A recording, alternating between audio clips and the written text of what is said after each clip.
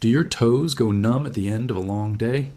Does it feel like there's a pebble stuck under the ball of your foot, or like your sock is bunched up between your toes, even when nothing's there? That burning, tingling, or brief electric shock shooting toward the toes, especially if it happens across the forefoot and gets worse with tight shoes or after long periods of standing, can be a sign of Morton's neuroma. Hi, I'm Tom, a podiatrist. Today I want to walk you through exactly what Morton's neuroma is, why it causes numbness and tingling in the toes, how clinicians diagnose it, which at-home tools can actually help, and when it's time to see a specialist. I'll also explain injections and surgery honestly, what they do, when people consider them, and what to expect. If you want practical step-by-step foot pain education like this, feel free to like the video and subscribe so you don't miss future guides. What this feels like? Most people who are eventually diagnosed with Morton's neuroma describe a very consistent cluster of sensations. The most common words I hear are burning, tingling, numbness, and a feeling that something hard is stuck under the ball of the foot. Many describe it as walking on a pebble or feeling like their sock is folded under their toes. Some experience sharp electric stabs that radiate into the toes and come and go. A typical scenario looks like this. You've been on your feet all day, went for a long walk, or wore tighter shoes for several hours. The discomfort builds during activity or when the forefoot is compressed, then improves when shoes come off and pressure is relieved. Narrow shoes and high heels often make it worse. Over time, some people unconsciously change how they walk to avoid pain, which can create additional foot or knee issues. What Morton's neuroma actually is, in simple terms, small sensory nerves run between the long bones in the forefoot called the metatarsals. In Morton's neuroma, one of these nerves, most commonly between the second and third metatarsals, becomes irritated, thickened, or scarred from repeated compression. You can think of it like a hose being pinched between two hard surfaces over and over again. Because this is a nerve problem, the symptoms are sensory rather than muscular. Instead of a dull ache, people experience burning, numbness, tingling, or sudden electric sensations. Since that nerve supplies sensation to the toes, the discomfort is often felt in the toes rather than directly on top of the foot. Who gets it and why? Morton's neuroma can affect a wide range of people. I see it in runners, dancers, people who wear narrow shoes or heels, and people who spend a lot of time barefoot on hard floors with poor foot mechanics. There are a few biomechanical patterns that come up repeatedly. Narrow toe boxes or high heels squeeze the forefoot and increase pressure between the metatarsals. Tight calves and limited ankle mobility shift load forward onto the ball of the foot. Collapsed arches or excessive pronation allow the forefoot to spread, compressing the nerve. Toe deformities like bunions or hammer toes change how weight is distributed across the forefoot. Usually it's not one single cause. Repetitive stress over time leads to nerve irritation and eventually symptoms begin.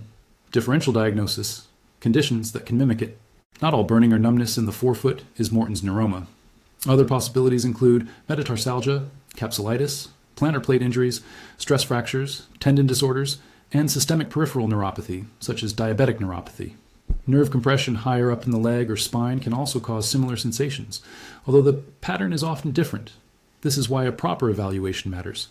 Treating the wrong condition can delay relief. Red flags that require faster evaluation: seek prompt medical care if symptoms are accompanied by sudden swelling, redness, open wounds, color changes, loss of pulses, progressive numbness, weakness, fever, or if you have diabetes or vascular disease.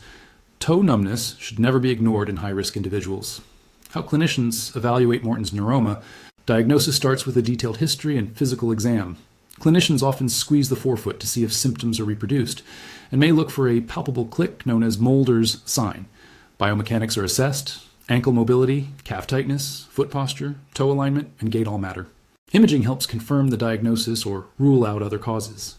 X-rays exclude bone problems. Ultrasound is excellent for visualizing and measuring neuromas. MRI may be used when more detail is needed. If systemic neuropathy is suspected, blood tests such as glucose or A1C may be ordered. Size and grading. Why they matter. Milder nerve irritation often responds well to conservative care. More advanced nerve damage or larger neuromas, often over about 5 millimeters, tend to respond less predictably. Size and severity help guide expectations and next steps. Conservative treatment. What to try first. Most people should begin with conservative care applied consistently. For symptom flares, ice the forefoot for 10 to 15 minutes using a frozen water bottle or ice pack. Use topical menthol products for temporary relief. Reduce activities that overload the forefoot, footwear, and offloading. Choose shoes with a wide toe box, good cushioning, and low heels. Use metatarsal pads placed just behind the metatarsal heads to reduce nerve compression. Consider support of insoles or orthotics if biomechanics contribute. Stretching and strengthening. Daily calf and plantar fascia stretches. Intrinsic foot strengthening like towel scrunches or short foot exercises. Massage and rolling for calves and hips, not directly over the neuroma. These steps take time. Many people notice improvement over 6 to 12 weeks when they are consistent. Interventional options. If conservative care isn't enough, clinicians may discuss corticosteroid injections, alcohol sclerotherapy, or other procedures. These can reduce pain but don't always provide permanent relief and should be considered carefully. Surgery, when it's considered, surgery may be an option when symptoms are severe and persistent. It can be effective, but it usually results in permanent numbness in the affected toes. Risks and benefits must be weighed carefully. Putting it all together. Most people improve with proper offloading, footwear changes, and a consistent routine. Others may need imaging or procedures. The key is identifying the correct cause early and avoiding months of ineffective treatments.